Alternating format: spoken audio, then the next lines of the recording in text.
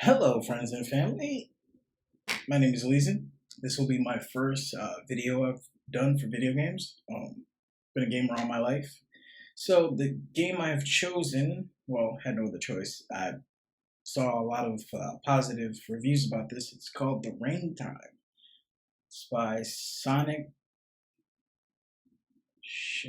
Development, I believe it is. So let's get started. So, Raintime is a visual novel style video game. As you progress through the game, you will at times be prompted to make decisions. Please choose freely, there are no wrong choices. We have our instructions.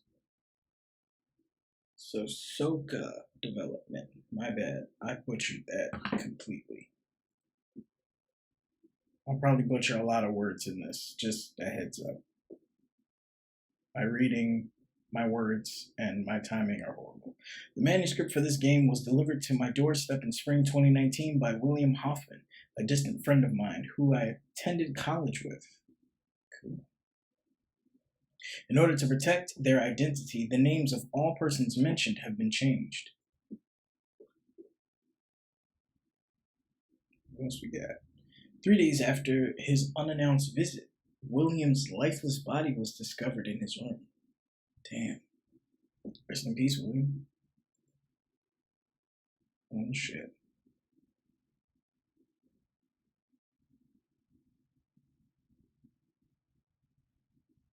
Oh, buildings. Nice tall buildings. The Raintime. Sweet.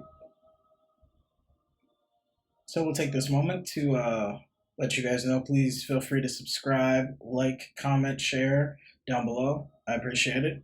Since I'm just starting, you know, we all start somewhere. Help me get to my first 100. I think I've got about 4 maybe now. So I appreciate you guys. You guys are the best. Let's get started. Piles of books, clearly unread, are stacked up against the cheap plywood bed.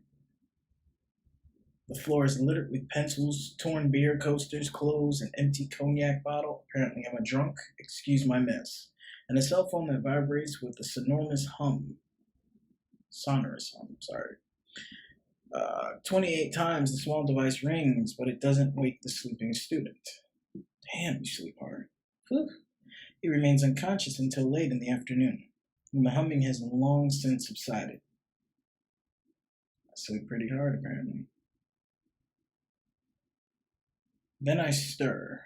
I mutter something underneath my breath and feel the floor beside the bed without finding anything. And I remain motionless for a while longer, holding on to the lazy embrace of the warm bed sheets until I finally muster the strength to get up. We've all had that type of morning. I do, a lot. Dizzying from the sudden effort, one arm resting on my desk, I cast a glance on my scratched up phone screen. One missed call, 1828. Interesting. A food binge at 4 in the morning has left me feeling bloated, but I should go to the store, if only because it closes at 7. Wow. I pick up my phone again. One missed call from Lars, so I call him back.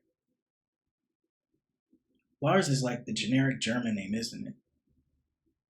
Wilhelm. Nice. Verdamster Miskel? I don't know. A voice shouts out in ridiculous mock German. I called it. Lars, I say, you okay? Sure am. I'm coming. You're coming tonight. We start at 9. I might be a little later. See you there. Wunderschön. Tschüss. My bad if I butchered that. End of conversation. First conversation of the day, could be worse. On my way to the door, I cast a look in the mirror from so close that my features appear all distorted. So what am I, drunk? The sheets have left red marks on my right cheek. I strike myself in the face until they fade away. So apparently I'm abusing myself now. Okay. This is a very different game. Part 1. Idyll?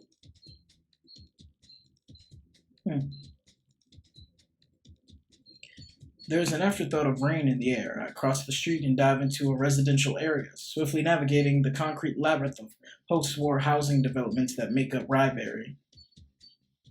Nice place. As I pass the houses and the cars and the gardens of looming evergreens, I gradually become aware of a weak sense of disappointment lingering deep within my gut. It's a solitary feeling, a subtle sadness, and though it's the first time I paid any notice, I can't seem to trace its origin. Maybe it's all the drinking I did, guys. No matter how far I think back.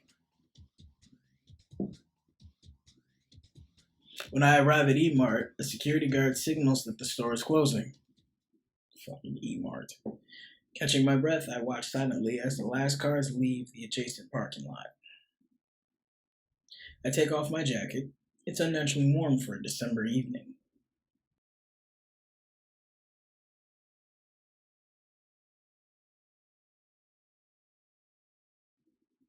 Nice. Look at that truck. The detail is pretty damn good in this game. I like this. In a corner of the room, 2 young guys are playing around on an electronic arcade machine. The diner here is not much more than an outfitted gas station, its walls adorned with faded advertisements for unidentifiable cuts of meat. It's probably human. I ordered a burger. I wouldn't trust it. And my attention drifts towards the boys at the machine who are playing with stern determination, completely absorbed by their game. I take a step sideways so that I can glance over their shoulders. Suddenly, the guy on the left falters. Shit! I hear him swear under his breath. Sorry. He has a cut on my arm. He steps away from the machine, slamming it in passing. You should have taken out the big dude, the other guy comments, shaking his head. He takes a coin from his pocket and resumes playing. They're silent, both of them, with poses betraying immense dedication, as if their very survival depends on the outcome of that single game. I receive my hamburger, and when I bite into the bun, the different sauces drip down onto my napkin, soaking it throughout. And as I'm sitting there making a mess of myself, I can't suppress the growing suspicion that the owner must be looking at me. But I turn around to see that he's no longer standing behind his counter. Though the 2 guys are still there, in their corner, just as transfixed by the machine as when I first came in. They're very normal, uneducated country boys. These days, Ryeberry's mostly a commuter town, though there's still a small agrarian. If you know what that word is, comment below, because I'm struggling here. Community that works the surrounding farms. I smile. These kids usually start working right out of high school, as there's not much else for them to do. And when the work is done, they end up here, throwing away their hard-earned cash at stupid arcade games. A blob of sauce drips down my arm. Look at them. Do they have girlfriends by now? I let out an inaudible chuckle. The fuck is this guy? What are you grinning at? A coarse voice calls out. I jump. One of the guys has approached my table and is staring at me with an indecipherable expression on his face. Excuse me? I reply as I put down the remains of my meal. Put down my human meat burger before I kick this guy's ass. Before attempting in vain to wipe my hands with the soaking wet napkin. What's your problem? He continues. I saw you laughing. Do we amuse you? No, I reply quickly. I was laughing at something else. Why would I laugh at you guys? He's standing right in front of me, staring me down with narrowed eyes. His crew-cut and pale, acne-scarred face evoke a militaristic severity. Answer me. What were you laughing at? I'm dumbstruck by his persistence. He really isn't backing down. I start. He parrots me. Come on, boy, with your hamburger. He uttered those last syllables in a menacing staccato. What a dick.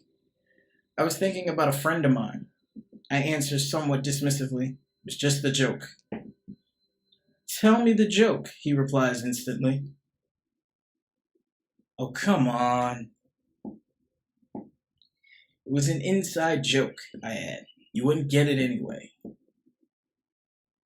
I wouldn't get it? He sneers. You think I wouldn't get it? I get more than you think. Now let's hear what pretty boys like you talk about. Or laugh about. Whatever. My mind's racing to come up with something inoffensive to feed him. And he's just staring at me, patiently. Bullying strangers must be the only entertainment he has in his sad, pathetic life. Well, I start. If you really want to know, last week I was out with that friend in a bar. Tacky place, loud music, stupid people, sweaty DJ. Yes, and, he interrupts me. Well, we were bored, so I persuaded him to go over to the DJ and request something by Dippenbrock. I'm not sure how to say that. If I butchered this too, I do apologize. Dippenbrock. You know him, a 19th century composer? I pause for a moment, awaiting his reaction, but he appears to have quieted down at last. Well, the DJ had apparently never heard of Dippenbrock. Probably thought it was one of those obscure Austrian EDM producers, so he starts browsing through his records, looking for something by Dippenbrock. Can you imagine? Now, after a while, Corey, a loud voice interrupts me. Try to be meaningful. Try to be mindful of our real customers. It's the owner, who has silently returned to his counter and is overlooking the scene with a grin on his face. Corey shrugged and strolls back to his friend. They continue their game. Asshole. And I remain growing rapidly aware of the sickening scent of the cold hamburger in front of me. The greasy mince and the coagulating acid sauces have begun interacting, producing an almost fecal odor that penetrates deep into my nostrils. That's nasty as hell. But this is nonsense. Abruptly, I pick up the burger and walk to the door, where I throw the disgusting half-eaten bun into the garbage can. I step outside and cast a last glance over my shoulder into the dark, grimy diner. That damn burger got me saying the wrong words. I'm trying to imagine it in my head, and it just looks so nasty. I swear it's got to be human meat. Just to see the owner laughing at me heartedly. They were fucking with me, I think they were. And I try with all my might to look as angry as possible. Grrr. Right. What do we got? When the pavement ends and only cars go further, a long wall of foliage has been erected to shield against the noise of the N723. Below it runs a narrow underpass which leads to a traffic island. Oh crap, I didn't see that. My bad. Cars flash by. I've just missed the bus to Bremersburg, and it's no use waiting here, as they only come once every hour. I decide to walk to town. I would walk too. I wouldn't wait for that. Carefully, I make my way along the narrow strip of gravel that separates N723 from the fields beyond. The sun hasn't set, but there's a threatening field of cumulus clouds hanging in the sky, turning the motorway pitch black. This year, it hasn't snowed yet, and it won't be snowing anytime soon. 4 years ago was the last time we had real cold down here. Since then, the winters have been mild and rainy. A little further down the road, a traffic light turns to red, and the line of cars gradually slows down. Besides me, a light blue sedan has come to a halt, its engine running. Please don't kidnap me. I can make out a woman behind the wheel with dark brown hair and youthful features. Unless it's her. She sounds kind of hot. She looks my way for a second. Okay. Her image, contrasted by the lights outside, speaks of distant kindness, though it's as if she's staring right past me. I turn around but see nothing there. The lights change to green, and she returns her attention to the road ahead. One by one, the cars are set in motion until she follows suit. And as she accelerates, she glances in my direction one last time before merging into the bright red procession that marks procession. I don't know. Told you but that marks the N723.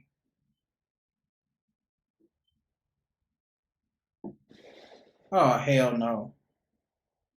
After walking for about half an hour, a light flashes up in the sky. So I have a hangover. I'm full of food and human meat. I gotta walk, and now it's about to rain. Nice. I cower, crawling up against the foliage as I try to calm myself. I feel the first raindrops coming down. I won't make it to the city before the storm breaks loose. Oh, isn't this nice? I leave the motorway, hurrying past dark fields where winter crops grow, until I reach Old Hopetown. I enter the tabernacle? Jeez. There's an older woman sitting at the table, dark hair, blue jacket, reading a book. The barman's talking to a regular. I order a beer and pick a seat at one of the windows at a safe distance from the other guests. The walls here are covered with aerial photographs of farms. Probably farms in the vicinity, as I recognize parts of N723 on one or two of them. The barman brings me a beer, and while I take a first sip, I notice a pile of tabloid newspapers lying on the table. I open up the Evening Mirror. 1848. That's just great. A large text ad cries at me. A little further down the page, there's a feature piece about a litter of kittens who've barely escaped a gruesome death. I drink some more beer, reading the gutter journalism and listening in on the mind-numbing conversations at the bar. And as I'm sitting there with those, here we go. As I'm sitting there with those aerial photos on the wall and the newspapers in front of me, I'm suddenly overwhelmed by a powerful sensation. As if my field of perception, which is usually so limited in range, has suddenly expanded greatly. Oh, I'm Spider-Man. I see people in distant cities and remote village inns. I can feel their breath, picture their faces, hear them mutter softly to themselves. This is creepy. And my mind drifts towards the boys in the diner, who are still going strong on their arcade machine. And as I picture them, my initial anger towards the two slowly gives way to a kind of admiration. It shows discipline, in a sense, to play the same game night after night in that murky little restaurant of theirs. They must be experts by now. And those are my fellow countrymen, my peers, standing there. Music's kind of catchy, guys. I don't know if you can hear it. Hopefully you can. In the meantime, the curly-haired woman has put away her book and is now staring silently out the window. She's stroking her left forearm with her hand, tenderly, as though it were wounded. Then a vibration against my outer thigh. Ooh, kinky. I pick up the phone. William, where are you? I can barely make out Lars's voice, shouting over a barrage of background noise. I'm sheltering from the rain, I reply. In Hopetown, I told you I'd be late. Speak up, I can't hear you. We're moving on to Proteus in a minute. What time will you be here? I don't know, I reply as loud as I can. Depends on when it dries up. I'll call you when I'm in town. It's dry now, old cobbler. We'll be seeing you in a second. Mach schnell. Lars hangs up.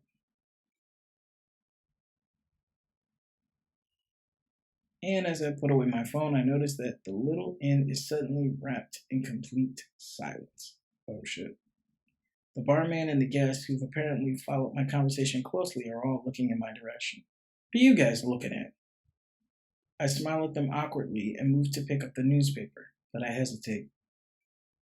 Matters like these are precarious. I'm an outsider, after all, making a loud phone call in here. I down my beer and step outside. It has indeed stopped raining. All right. Let's get on out of here. Giant bright white buildings, here we go. When the reclamation of the artificial island had finally been completed, the government decided that a sprawling modern city was to rise upon its soil. To avoid repeating the failures of the major urban planning initiatives of the time, which had rapidly degenerated into characterless atrocities without social or aesthetic value. Ha! I got those words. Look at that. They appointed 12 city architects to each design a distinct part of town. That way, each subdivision, the harbor, the university quarters, the city center, and the numerous residential areas surrounding them was developed and completed in strict isolation from each other. Okay. Bremersburg became a testing ground for modernist architect in a frantic attempt to override all existing conventions. The architects designed fantastic buildings in every geometric form possible. Good job, guys. Okay.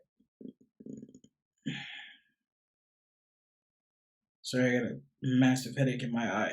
A metropolis, metropolis, I guess, emerged that was like no other, with towers, balconies, false facades, and columns scattered as far as the eye could see.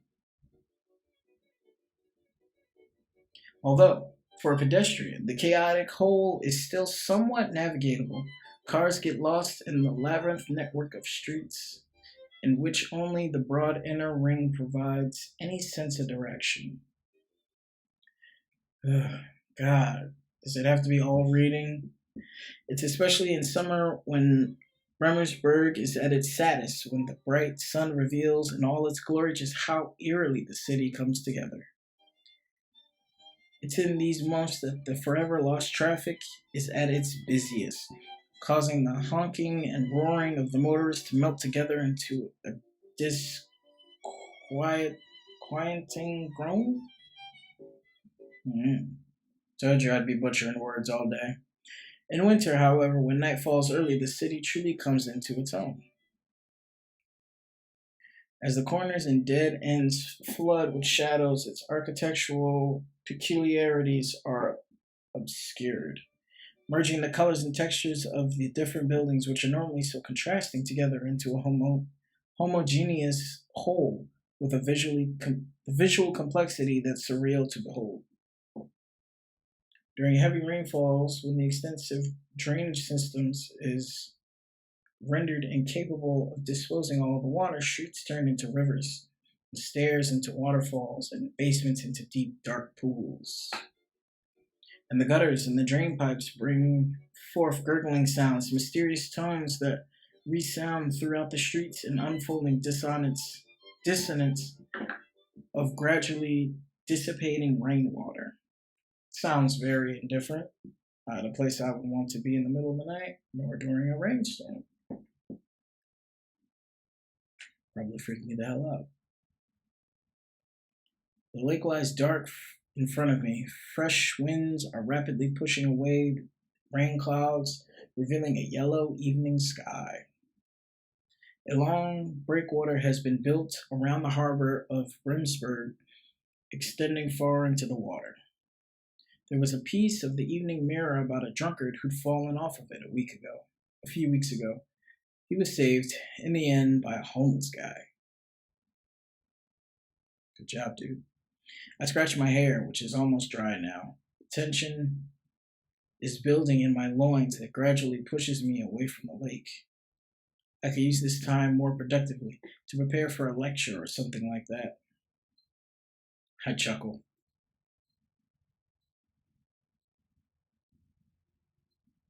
Music input Proteus? I'm not sure. That might be the word. Proteus. Is playing deafeningly loud.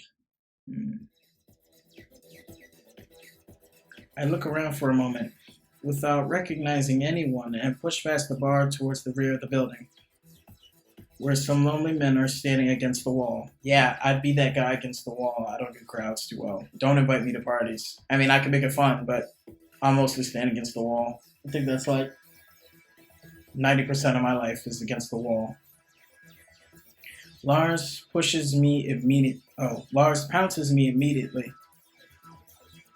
What's up, bro? William, it's about time, he shouts, trying to make himself heard over the noise. What were you thinking walking all this way? I'm fine, I reply. You guys need beers? Lars gestures that he can't hear me, but I notice Bernard raising his half-empty glass and producing an affirmative cough.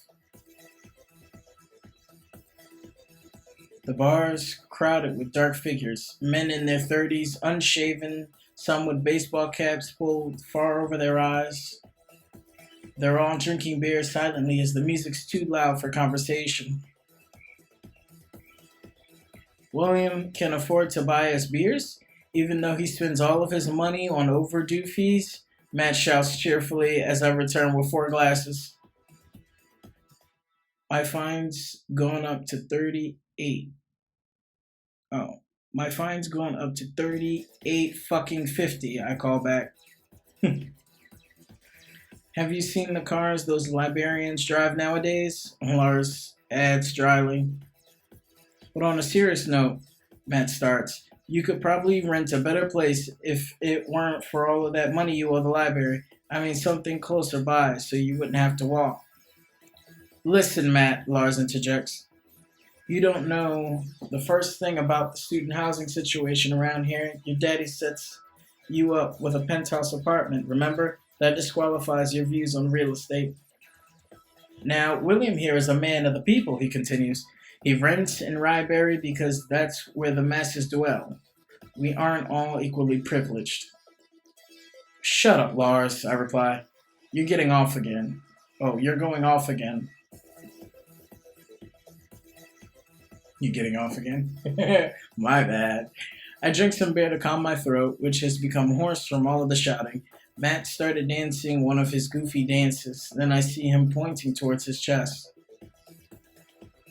I've got the t-shirt, he calls out towards Bernard, who frowns and looks the other way. These guys are weird. After a few minutes, Evelyn joins us, pre-drunk and well. Been waiting long, she calls out. No, not, Lars started, but she cuts him off. Who's buying the next round? No, Lars interjects. We're leaving right now. Don't you dare order anything. Thank God, that music was painfully hurting my ears. I got studio headphones on, so I can hear everything super clear. Whew, you look tired, Evelyn comments, as we're on our way to the Otter. So we're bar hoppers, I guess? Tired? I reply. Me? I shouldn't be. I just got out of bed. She smiles in disbelief. Never mind. I pause, not knowing what to say. You know, Proteus is a hellhole. Oh yeah, it's filled with losers during the week, but it's okay on Saturday nights, for picking up drunk desk jockeys. Picking up drunk desk jockeys? I inquire. You do that a lot? Oh no.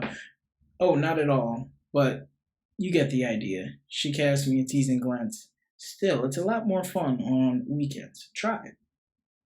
Evelyn's more school teacher than seductress. She embodies a type of homely kindness with her round cheeks and matronizing tone of voice to the extent that I often feel like a small child in her presence. It started raining again, and by the time the five of us reached the otter, water's pouring down from the skies. I'm telling you guys, the art is crazy. Excuse me. It's quiet outside. Students are lounging around on the sofas, and a couple of old people are talking at the bar. I head for the restrooms. After carefully confirming I'm alone, I take a look in the mirror. My face appears exceptionally pale and skinny. I've been sleeping 11 hours a day. You end up skipping meals that way. I can barely get 3 hours a day of sleep, and this guy sleeps 11. And there's always that heavy feeling in my stomach, as if it can't bear any solid foods. I dry off my washed out face with a piece of toilet paper and gently knock some color into my cheeks. On my return, there's a glass of beer waiting for me. Now, the issue with you, Lars, Bernard exclaims loudly, is that you have some Oriental blood in you. That's why you can't discuss these topics in a rational manner. Matt laughs out loud. Bullshit, Lars replies. You know that's nonsense. I don't see how that's even relevant to the discussion. Oh, I'm sure you do, Bernard calls out with a sneer in his voice. You're missing my point, Lars continues. If a notorious apologist like Fasseur writes that 3,000 people were massacred, you can definitely question his numbers. Lars is using an overly grave demeanor that he always puts on when he's trying to win historical debates. It's annoying.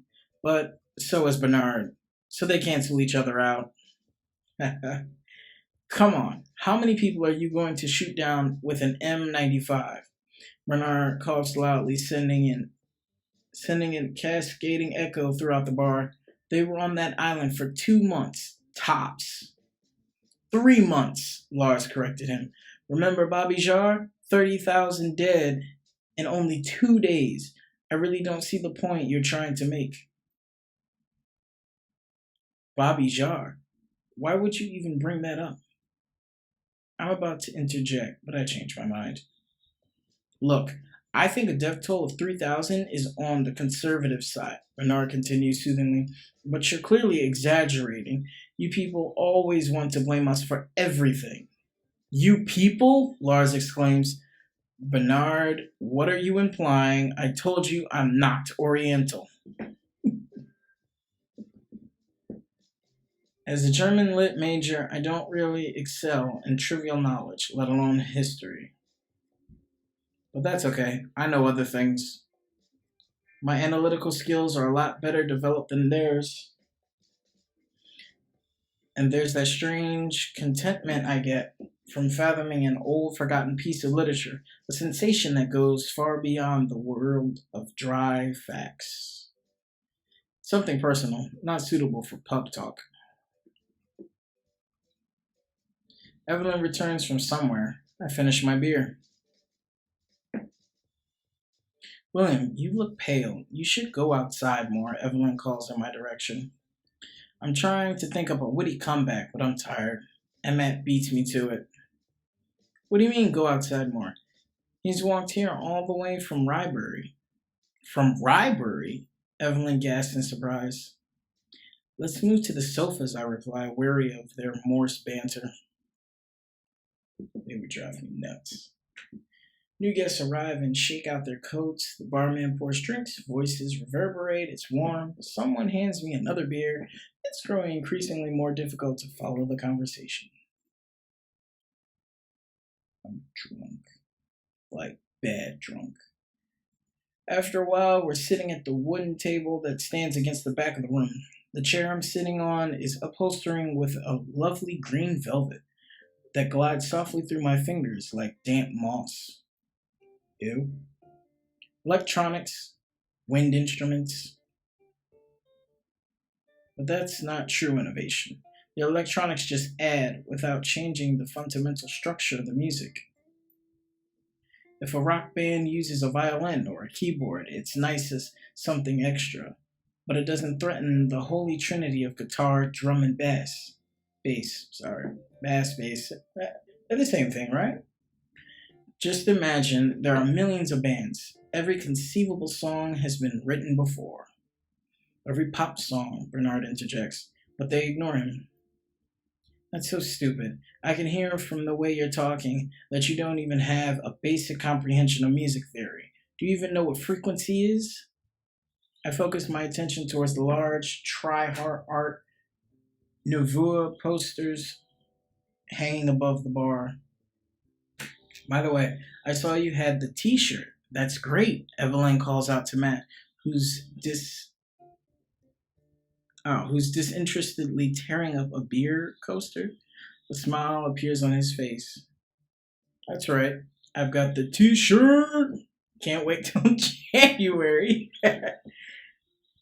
It's gotta be one hell of a shirt. I scratch my chair a little more. The faces around me are a blur. I doze off for a moment. I am torn up, yo.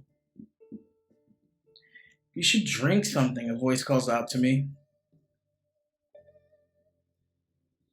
I sit up. It's Lars, who's placed a new beer next to my half-full glass.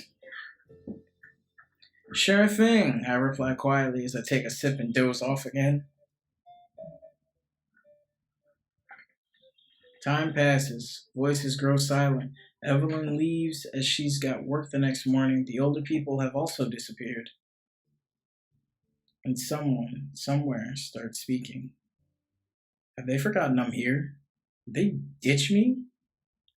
Bro, this dude's like knocked out. Alright, let's go, guys. For months on end, the workmen were drawn from their homes and families to work on the earthen embankment that would protect the polder against the water.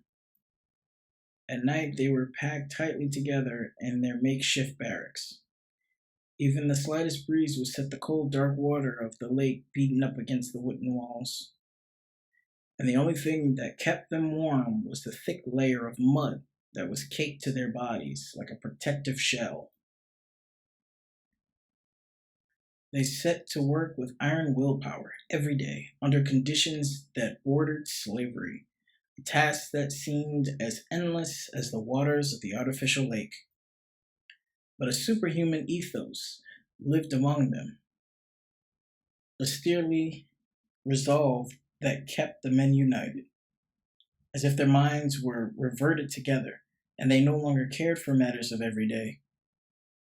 A brackish, muddy culture arose among the workmen of the lake. They told each other stories after work, although none of them were ever put on paper. Are we going to forget that I was just drunk a minute ago and passed out? I guess so. After the embankment was finished, the remaining water was pumped out and slowly patches of earth fell dry. At first, the reclaimed seabed was bare and inhospitable, too soft to even set foot upon. But soon, dramatic changes began to take place amongst the waterlogged marshes. Crops started to sprout and rooted effortlessly in the muddy soil, where they fought each other for survival. Move, move, the elderberry hissed to the knotweed. This is my spot, my spot. The knotweed, however, bowed for no one and stealthily crept up to the elderberry. Don't fear, he whispered back. You'll root here, untamed elderberry. You don't need all that space, do you? The elderberry felt violated, but tried not to let it show. She rose out so high above the other plants, what could really hurt her? Yet, she wasn't at ease with the knotweed curled up so close around her feet. That vulgar, seedy shrub. What had it all developed into? And while the plants compensated amongst each other, the workmen trying to reintegrate into mainland society. But the dry world wouldn't take them back with their dreamy gazes and stoic attitude to life. Some of the men eventually found work in the large oil rigs in the sea. There they created a life that felt somewhat familiar, where the days were long and the sea would beat up against the platforms in the same stable rhythm they had been accustomed to. But in the end, the greasy sensation of oil in their hands never came close to the safe, dry mud that had encapsulated them during the long nights on the lake. Other men became drunkards, got incarcerated, or ended up taking their own lives. Their vain search for an existence of total surrender, as they had grown accustomed to on the lake, completely destroyed them.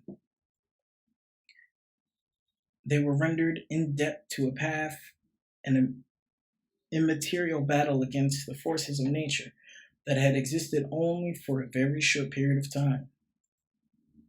This is pretty deep, yo. And the polder, that unsightly artificial land, cast out of the bed of a murdered sea, kept changing. After plants had sprouted all around, the first generations of insects emerged. They bred effortlessly in the swampy pools of mud.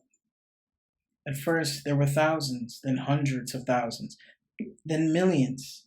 They multiplied faster than good for them and fell like rain from. Dead flies lay scattered all around, and the brave pioneer who dared send his automobile over the narrow, unhardened roads had to rely solely on his windshield wipers to retain even a trace of visibility. The first inhabitants of the polder, the completely different kind of people than the men who built it, were terrified by the sight of them. On the hotter summer days, the flies grew. Oh, the flies flew into the houses. In and out, day and night, drowning in beer glasses and pounding themselves to death against the window panels. School children swept the corpses together on the windowsills to hold morbid snowball fights out in the yard.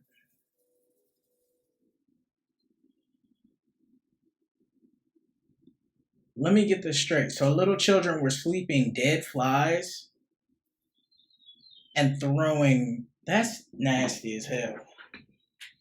Kids, man.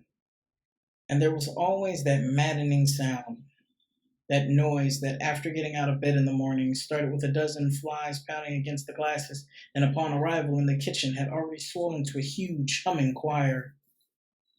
The worst came after opening the front door, when the full extent of the cacophonous terrorism revealed itself in an alien symphony, a gruesome masterpiece of thousands of voices buzzing throughout the streets. This is insane.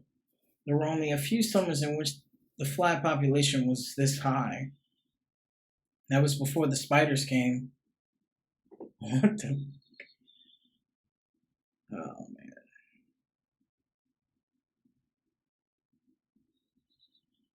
I don't even recall leaving the otter. Thank you, we're back to me being drunk, right? As we get closer to the inner ring, the brick facades give way to modern office buildings. Lars and I cross the road and dive into a narrow alleyway where the abyss is located. Should I even be going this far? I'm pretty sure I'm probably pissed drunk. Lars is off to the bar. I sit and observe the DJ for a while, a dark-haired woman with an angry expression on her face. She's probably annoyed at having to work tonight, and she's pretty rubbish at it too, considering that nobody's dancing. Lars returns with beers. The doorman lied to us. He said it was busy inside. Look at that grumpy DJ, I say, slurring my speech. Lars seems distracted. Hey, it's Anna, he remarks. Anna Mulder from the theater committee. She's got some girlfriends with her. Lars is pointing over to a group of women. They all seem to have the same shade of chestnut brown hair, though that could be due to the lighting. Met her once, I reply. She's cute. Let's go say hello.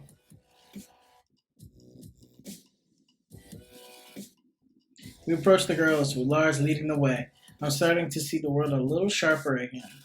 Lars nudges Anna.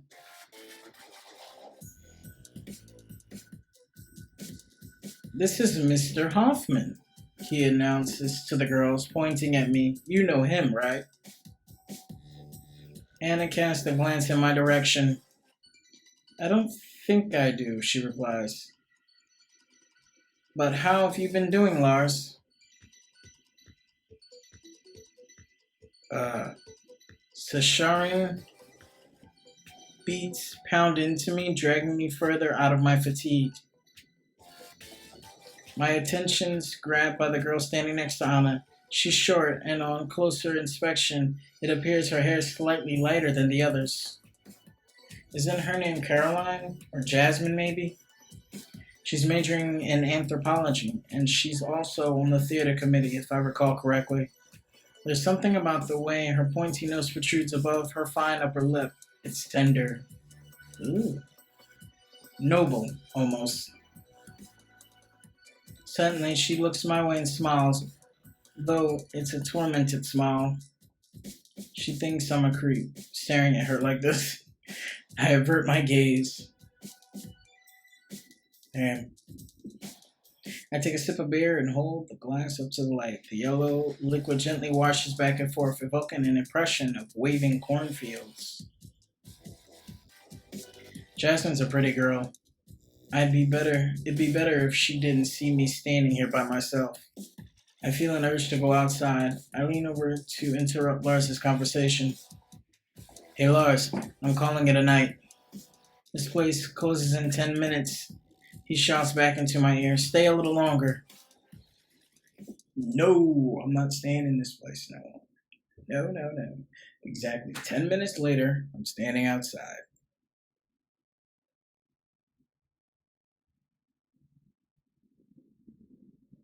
The bus station is built slightly higher than the surrounding landscape, offering an intriguing view of the N723.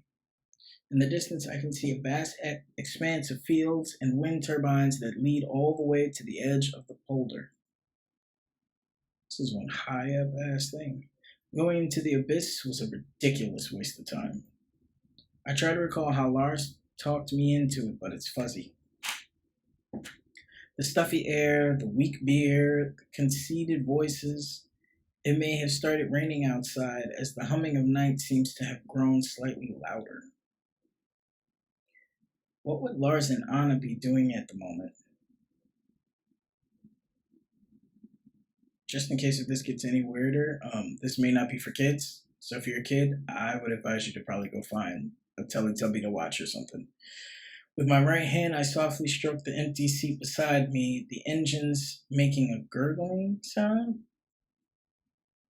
The temperature's rising, and the swaying of the vehicle almost rocks me to sleep. Stripes drift over my retina. For a moment, I'm back at the club with Jasmine, the center of attention. I wake up just in time for the Rybury stop. I'm home. I take off my shoes at the bottom of the stairs, head upwards, enter my room, place my shoes on the floor, fall down on the bed. Before I drift away, I want to drink some water, but I'm growing drowsy again. So drink water later. Set the alarm clock. Make it to the 3 o'clock lecture.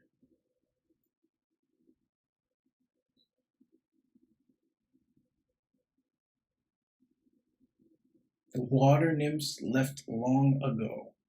I think I'm tripping. Yet still I hear a roaring of waves. I open my eyes to A rustling field of corn. A cyanotype C?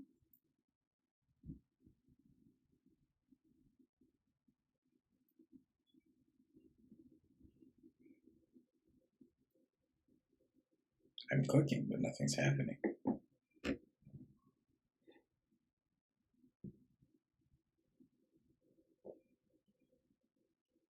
Let's save our game here.